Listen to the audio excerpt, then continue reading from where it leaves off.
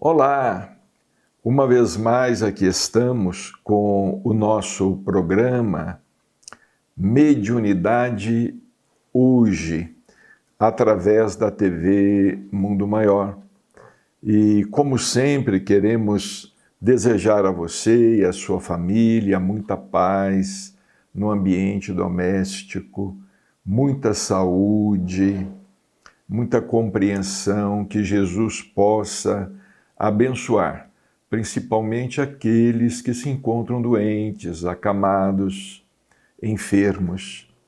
Nós estamos aqui sempre falando sobre a figura extraordinária de Chico Xavier, o mineiro do século, um dos brasileiros mais importantes da história do Brasil, que nos legou uma obra mediúnica estupenda, desdobrando o Pentateuco kardeciano. Obras que, sem dúvida alguma, são para a nossa melhor compreensão do que nos espera depois desta nossa existência na Terra. Nós tivemos oportunidade de escrever diversos livros sobre Chico Xavier, organizar diversos volumes como este, Chico Xavier, o Apóstolo da Fé, editado pela LEP. Este livro ele foi editado em comemoração aos 75 anos de mediunidade de Chico Xavier, quando Chico completou os seus 75 anos de mediunidade.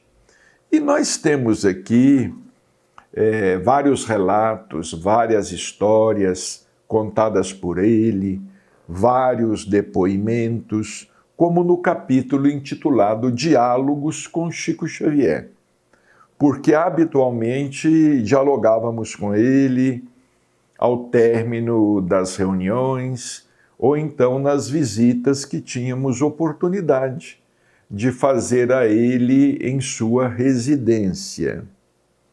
Vez por outra, contou-nos Chico, quando a saúde lhe permitia, Chico ia ao cemitério, visitava túmulos de amigos, acompanhava enterros, conversava com os espíritos. Disse-nos ele que, em certa oportunidade, que o chamado Campo Santo é um grande hospital.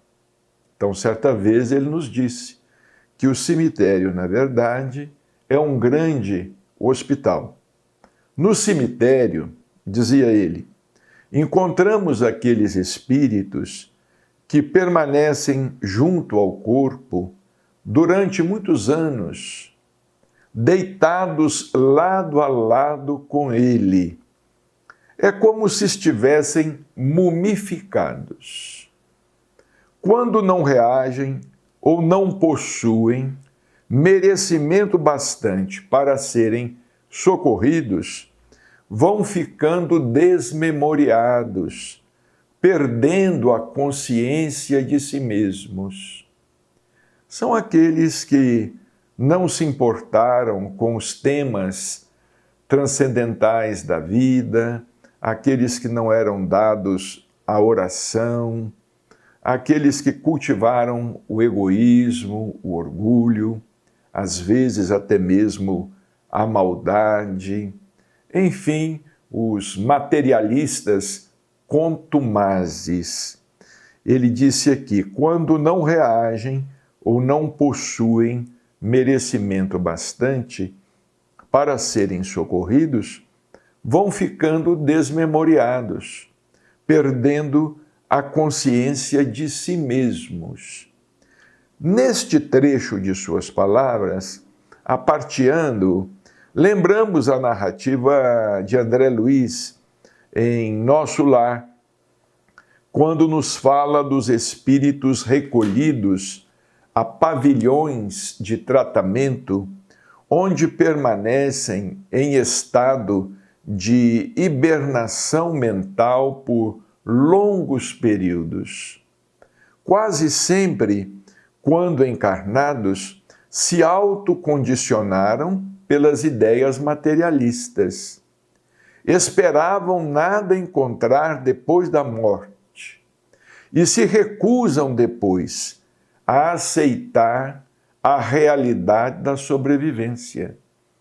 Existem espíritos que de fato não aceitam que estejam mortos, não aceitam que tudo tenham que deixar. É a questão do desapego, é uma das questões mais graves para o espírito. É a questão do desapego após o desenlace, o desapego dos bens materiais, das posses, dos títulos, do status, das ideias, muitas vezes, o desapego das paixões, dos prazeres, dos vícios. Continuou Chico, mas esses espíritos, Bacelli, prosseguiu, mencionados por André Luiz, já se encontram amparados. Estou me referindo a outros, aos que assistem à decomposição cadavérica, permanecendo como que imantados à matéria por muito tempo. São esses espíritos, dominados por outros, que os hipnotizam, robotizando-os, que se transformam nos Exus de que temos conhecimento. Olha aqui, que interessante revelação feita pelo Chico. Esses espíritos que são dominados por mentes vigorosas, mas voltadas ao mal, esses espíritos são hipnotizados. E eles então permanecem como robôs e se transformam nos chamados Exus, nos Exus de que temos conhecimento. Eles são como que programados mentalmente por inteligências poderosas, mas convertidas ao mal para executar-lhes as ordens. No futuro, alguém escreverá detalhadamente sobre isso. Os robôs da ciência são reminiscências desses tristes quadros que encontramos no mundo espiritual. Interessante que agora me parece que na China estão inventando robôs que estão substituindo as pessoas até no relacionamento sexual. Vimos esses dias robôs que estão sendo feitos, programados, estão sendo feitos, estão ainda sendo experimentados para que se relacionem sexualmente com os encarnados. Notícias recentes. Conversamos então com Chico, continuamos conversando. Conversamos sobre a excelente obra de J.W. Rochester, do Conde Rochester, o romance de uma rainha. Tecíamos considerações sobre a misteriosa figura do mago de Mênfis. Chico chamava-nos a atenção para um ou outro detalhe mais importante da obra, dando mostras de conhecer e bem toda a história narrada por Rochester.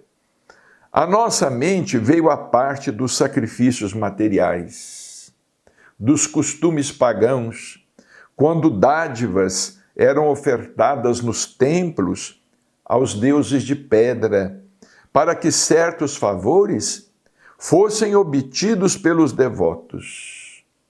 Então indagamos a Chico, se respondendo pelos ídolos frios e inertes, existia alguma entidade espiritual. Ao que de pronto ele nos respondeu: perfeitamente. É uma espécie de pacto que se fazia. As oferendas, muitas delas imolações humanas, às vezes crianças eram sacrificadas, virgens eram sacrificadas, rapazes, moços eram sacrificados, tinham seus corações arrancados do peito, colocadas aos pés dos ídolos, encontravam ressonância no mundo espiritual, através de entidades devotadas ao bem ou ao mal. É como nós espíritas no centro. Chico fala, nós temos um compromisso com os espíritos, assim como eles o têm conosco. Eles precisam de nós, até certo ponto, e nós carecemos deles. Eles nunca rompem o compromisso, mas quando rompemos os laços do trato, desertando da tarefa, perdemos aquela cobertura espiritual mais direta. Você pode reparar, quando um companheiro de doutrina deixa o serviço, ele não tem mais aquela alegria de outrora. Fica-lhe faltando alguma coisa. Uma espécie de melancolia toma-lhe o semblante. É que rompemos o pacto e sofremos as consequências. Atalhamos dizendo, e o recomeço é mais difícil, o reatar do compromisso, não é? Exatamente, continuou Chico, porque quando deixamos a tarefa, nos é mister retomá-la no exato ponto em que a abandonamos. Nós não podemos voltar e reiniciar como se não houvesse acontecido nada, porque os companheiros que permaneceram fiéis agora estão à nossa frente. Isto acontece muito nos centros espíritas. Companheiros se afastam por 2, 3 anos, 5 anos, 7 anos, 10 anos, depois voltam e querem retomar a tarefa do ponto em que a tarefa foi deixada por eles. O Chico nos diz aqui que as pessoas têm que recomeçar da estaca zero. Existem aqueles que deixam o trabalho de desobsessão. Os médiuns abandonam o trabalho mediúnico e depois voltam e querem ocupar a cadeira que ocupavam antes, mas que abandonaram durante 5, 10 anos. Outros querem ocupar o cargo na diretoria, o cargo que ocupavam. Outros querem ocupar a liderança, a situação de liderança que às vezes tinham dentro do grupo e não têm aquela necessária humildade de voltar, trabalhar e esperar. Esperar que de fato possam conseguir galgar alguma posição, não é? Nós não temos assim posições de destaque no serviço espírita cristão, mas temos aqueles que às vezes se responsabilizam mais diretamente por essa ou por aquela tarefa. Então, eram ensinamentos que Chico partilhava conosco nas oportunidades que tínhamos de dialogar com ele. Aqui neste mesmo livro, nós temos aqui também uma história muito interessante neste livro Chico Xavier, o Apóstolo da Fé. Intitulamos aqui Chico, o Sapo e a Vela. Certa vez Chico nos disse: quando recebo um jornal espírita, primeiro procuro ler a opinião dos meus desafetos. Depois é que leio a opinião dos amigos.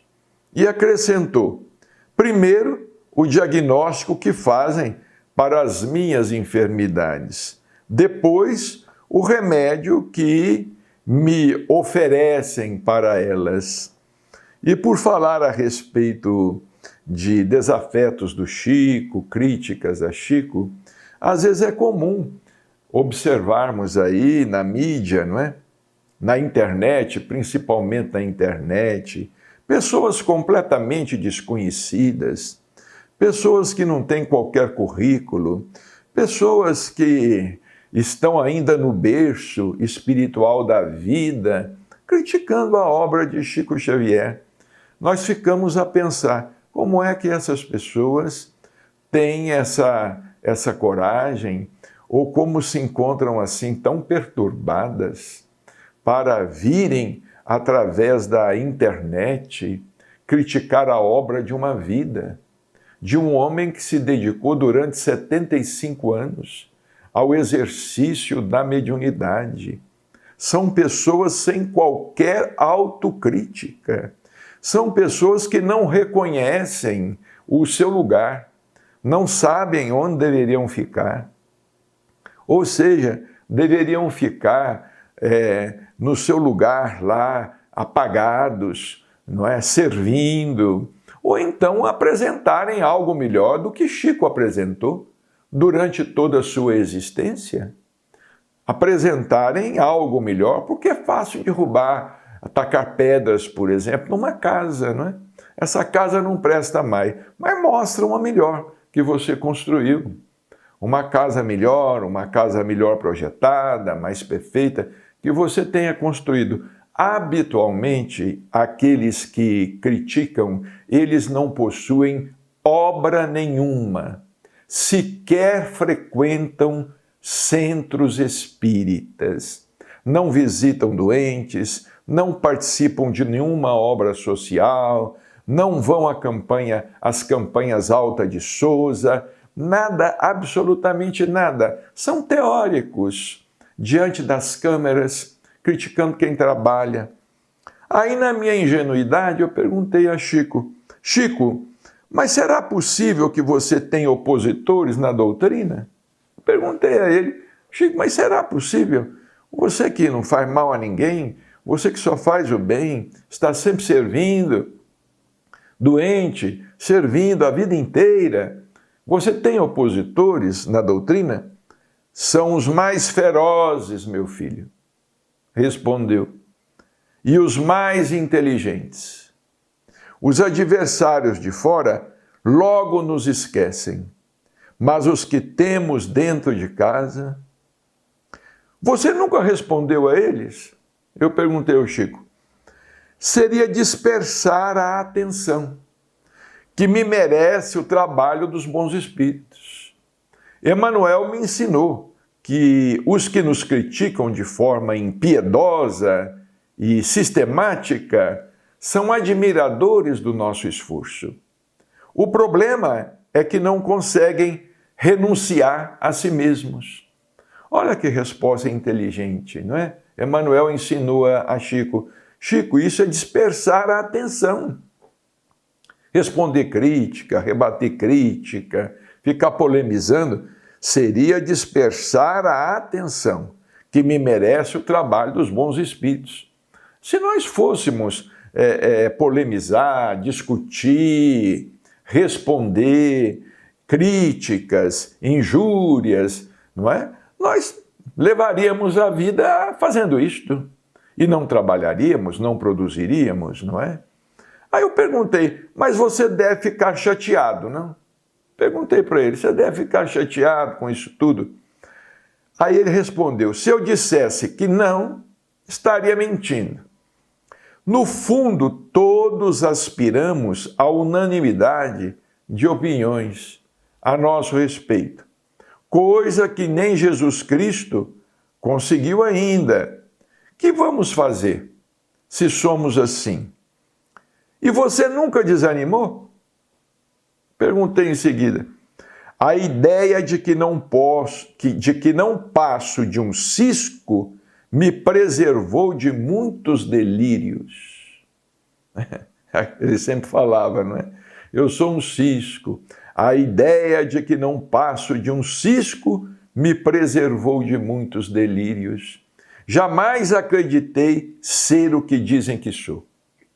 Chico Xavier não passa de um sapo, carregando uma vela acesa nas costas. Os pingos da vela derretida me fazem saltar e cumprir com o meu dever. Olha a imagem que ele usou, não é? Chico Xavier não passa de um sapo carregando uma vela acesa nas costas. Essa vela certamente é a mensagem dos espíritos, não é? E os pingos da vela derretida me fazem saltar e cumprir com o meu dever. Mas muitos desistem, aduzi, mal contendo riso ante a humilde despretensão. Falei com ele, Chico, mas tem muita gente que desiste. Desistem, não por causa das críticas que recebem, mas do amor próprio. O médio que ama a doutrina, mais do que a si mesmo, se não tem ânimo pessoal para continuar, prossegue pela doutrina, que sempre devemos colocar acima de todo e qualquer interesse egoístico. Esta página é muito preciosa para nós, nos ensina muito, não é? Nos ensina muito. O médio que ama a doutrina mais do que a si mesmo, se não tem ânimo pessoal para continuar, prossegue pela doutrina. Sim, porque às vezes nos falta ânimo pessoal, não é? Estamos cansados, ou qualquer coisa neste sentido, abatidos, desanimados, às vezes até desapontados, mas temos que pensar na doutrina e colocar a doutrina acima de todo e qualquer interesse egoístico. Se temos um compromisso com a doutrina, é um compromisso que deve estar em primeiro lugar. Em primeiro lugar. Aí eu disse assim, seria bom se tudo fosse diferente. Falei com ele, né? Ele respondeu, seria, meu filho. Concluiu Chico a preciosa lição. Mas nós também não estamos preparados para isto. Se o médio escutasse apenas aplausos à sua volta, logo ele iria perguntar pela sua coroa de rei. Ora, se a única coroa que tocou para Jesus Cristo no mundo foi a de espinhos, com que tipo de coroa haveremos de querer ser coroados, se só temos lama na cabeça e pedra no coração? Olha que coisa, né? Se a única coroa que tocou para Jesus Cristo no mundo foi a de espinhos, com que tipo de coroa haveremos de querer ser coroados, se só temos lama na cabeça e pedra no coração? Tanta coisa para nós meditarmos. Um grande abraço e até o nosso próximo encontro. Muita paz.